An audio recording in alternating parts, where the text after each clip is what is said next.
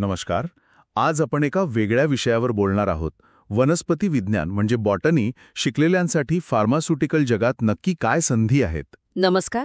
हो, हा खूप महत्वाचा विषय आहे. कारण आपल्याला जी माहिती मिळाली आहे त्यानुसार असं दिसतंय की या क्षेत्रात बऱ्याच इंटरेस्टिंग वाटा आहेत. अगदी.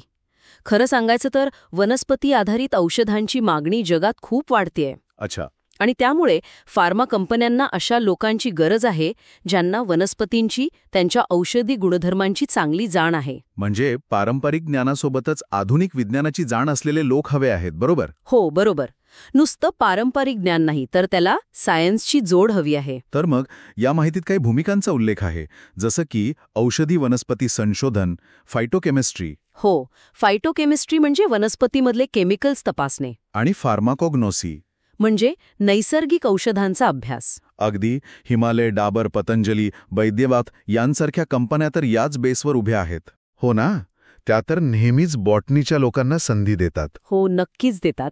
पण आता या पारंपरिक भूमिकांच्या पलीकडे पण बघायला हवं. म्हणजे अजून काय नवीन आहे? एक नवीन क्षेत्र आहे बायोफार्मास्युटिकल्स.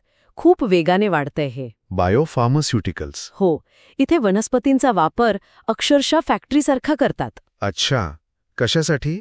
वॅक्सिन किंवा मोनोक्लोनल अँटीबॉडीज सारखे थेराप्युटिक प्रोटीन्स बनवण्यासाठी. म्हणजे वनस्पतीच औषधं तयार करतात. अरे वाह! हे तर खूपच म्हणजे फ्युचरिस्टिक वाटतंय. आहेच. आणि प्लांट बेस्ड ड्रग सिंथेसिस पण एक महत्वाचं क्षेत्र आहे. ओके. मग या सगळ्या भूमिकांसाठी म्हणजे अगदी पारंपरिक असो वा या नवीन, कोणती स्किल्स महत्वाची आहेत? स्किल्स तर बरीच लागतात. माहितीच HPLC, GCMS यांचा उल्लेख आहे. ही काय आहेत नक्की? हो, ही ॲनालिटिकल टेक्निक्स आहेत, खूप महत्वाची. HPLC म्हणजे हाय परफॉर्मन्स लिक्विड क्रोमॅटोग्राफी आणि GCMS म्हणजे गॅस क्रोमॅटोग्राफी मास स्पेक्ट्रोमेट्री. यामुळे काय होतं की वनस्पतीतलं नक्की कोणतं केमिकल किती प्रमाणात आहे हे अगदी अचूक कळतं. अच्छा. त्यासोबतच फायटोकेमिकल ॲनालिसिस म्हणजे या केमिकलचा अभ्यास हे पण यायला हवं. आणि GMP, GLP पण लिहिले? हो, ते तर मस्ट आहे. गुड मॅन्युफॅक्चरिंग प्रॅक्टिसेस आणि गुड लॅबोरेटरी प्रॅक्टिसेस.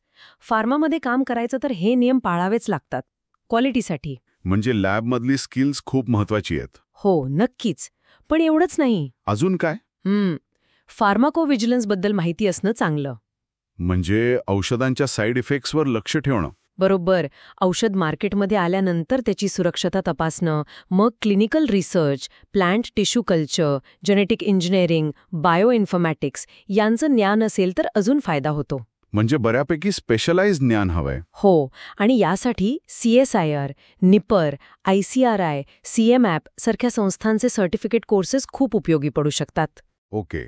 आणि नोकरी कुठे शोधायची? फक्त याच कंपन्यांमध्ये ज्यांची नावं घेतली?